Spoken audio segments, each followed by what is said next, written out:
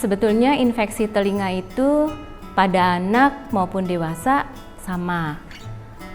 Spesifikasinya kalau pada anak yaitu infeksi yang terjadi pada telinga bisa terjadi karena telinga di depan atau di luar, telinga tengah maupun telinga dalam. Itu berdasarkan dengan disesuaikan dengan anatomi telinga sendiri. Sedangkan infeksi pada telinga anak itu lebih spesifik, penyebabnya terbanyak adalah infeksi saluran telinga tengah. Karena apa? Karena dilihat dari anatomi telinga tengah pada anak-anak yang dipengaruhi oleh infeksi saluran pernafasan atas yang lebih sering terjadi.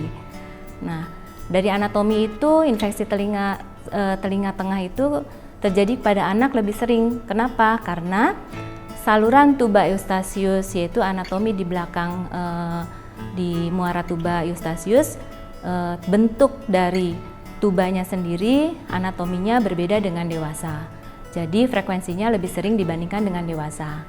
Ya, bentuk tubanya itu bisa lebih pendek pada anak-anak, lebih mendatar, sehingga infeksi saluran pernafasan atas akan lebih sering terjadi dan memudahkan terjadi infeksi telinga tengah.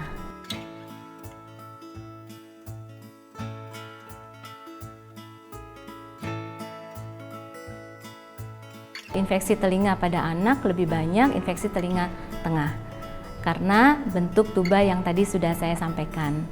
Kebanyakan anak-anak memang lebih mudah terjadi infeksi saluran pernafasan atas, sehingga pada anak-anak lebih banyak menyerang infeksi telinga tengah.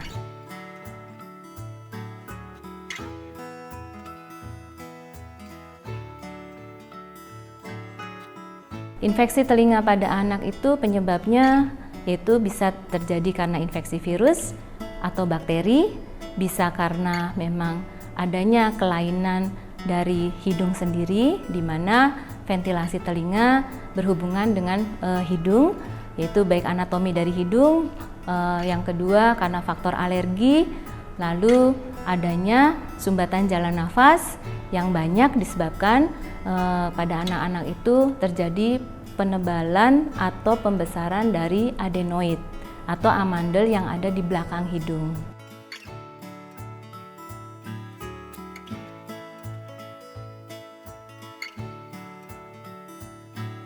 Biasanya anak-anak akan mengalami gejala demam tinggi karena itu infeksi virus maupun bakteri pada saluran pernafasan atas yang berhubungan atau menghubungkan dengan telinga tengah.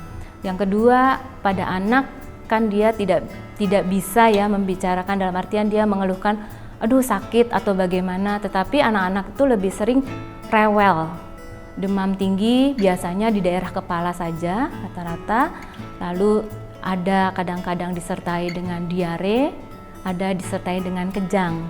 Makanya salah satu dari bentuk kejang demam yang diderita oleh anak-anak kebanyakan infeksi telinga tengah penyebabnya.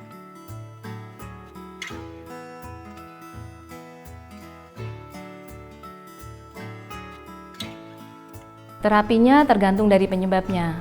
Kalau infeksi, baik infeksi virus maupun bakteri, pengobatannya seperti biasa. Kita bisa berikan terapi-terapi yang sifatnya simptomatik. Simptomatik itu adalah contohnya kalau demam, kita kasih obat anti demam. Kalau dia ada infeksi bakteri, kita kasih obat antibiotik. Nah, kalau penyebabnya karena sumbatan jalan nafas, yaitu yang disebabkan adanya hipertrofi atau penebalan adenoid, amandel yang di belakang hidung, maka ya kita berikan terapi dulu ya. Nah, berikutnya kita observasi nih, apakah penebalan atau dari amandel di belakang hidung atau adenoid ini akan menyebabkan infeksi berulang. Kalau iya, maka kita akan melakukan pengambilan dari adenoid tersebut, atau kadang-kadang bersamaan dengan amandel atau tonsil yang ada di tenggorok. Karena itu sering dan banyak sekali terjadi penyebab infeksi telinga tengah pada anak-anak.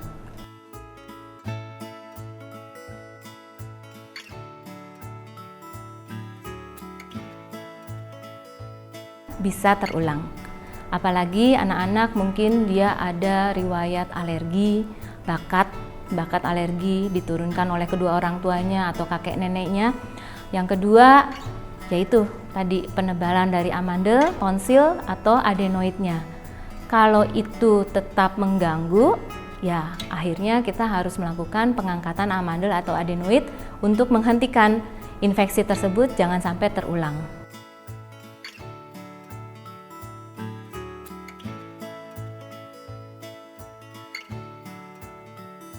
Infeksi telinga tengah itu penyebabnya kebanyakan adalah infeksi dari saluran nafas atas. Nah, makanya yaitu alergi ataupun adenoidnya ya kita harus jaga betul. Yang pertama mungkin kita harus mengatur pola makannya dia, kan pola hidupnya dia. Jangan sampai dia sering pilek atau sering berulang pilek, batuk dan lain sebagainya sehingga infeksi telinga tengah atau telinga pada anak bisa terhindar.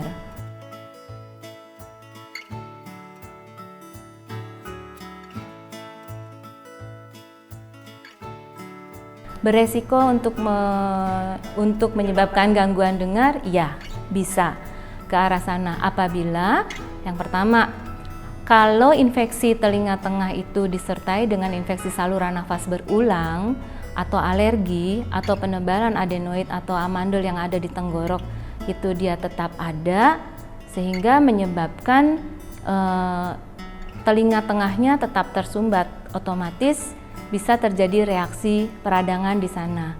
Bisa terjadi penutupan dari tuba Eustachius sendiri yang merupakan saluran langsung dari pernafasan atas sampai ke telinga tengah, atau dia bisa menyebabkan terkumpulnya cairan, baik cairan itu bersifat alergi, ya istilahnya hanya berupa cairan bening biasa, steril, yaitu yang kita biasanya kenal dengan otitis media efusi, atau menyebabkan adanya infeksi telinga tengah yang disebut otitis media akut, adanya infeksi bakteri, otomatis pendengaran pun akan berkurang. Apabila hal ini terus-terusan dipertahankan infeksinya atau cairan itu tetap ada, maka akan terancam keselamatan dari gendang telinga, sehingga bisa terjadi gendang telinga yang tertarik karena tekanannya sangat negatif, atau adanya cairan sehingga gendang telinga bisa terdorong ditembus oleh cairan tersebut dan terjadi robekan gendang telinga, ya mungkin dalam bahasa awamnya atau di masyarakat dikenal dengan kata congean, yaitu gendang telinganya berlubang karena infeksi tersebut, infeksi berulang, sehingga kondisi tulang pendengaran dan lain sebagainya di telinga tengah otomatis terancam. Akibatnya ya dengan gendang telinga yang robek pun pendengaran pasti akan berkurang, 20-30% bisa terjadi pendengaran berkurang, apalagi sampai dia merusak tulang pendengaran, sampai bahkan akan merusak, menyebarkan infeksi sampai ke telinga dalam. Itu yang terancam malah nanti saraf telinganya ikut dia dirusak oleh infeksi tersebut.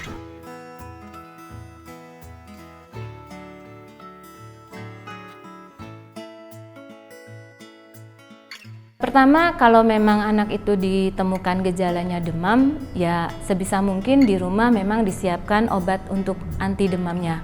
Anti demam itu pada anak-anak lebih aman dengan paracetamol atau ibuprofen untuk menghilangkan gejala demam, menghilangkan nyerinya. Batuk pilek, kalau memang dalam 2 hari 3 hari kita sudah memberikan obat batuk pilek biasa, itu segera dibawa ke rumah sakit. Ya idealnya memang dibawa ke dokter THT karena di sana akan lebih diperiksa lebih rinci lagi, lebih detail lagi. Nah kalau sudah dilakukan pemeriksaan dengan dokter THT, kemungkinan ya gejala-gejala itu bisa kita lebih ringankan atau bisa sembuh sempurna.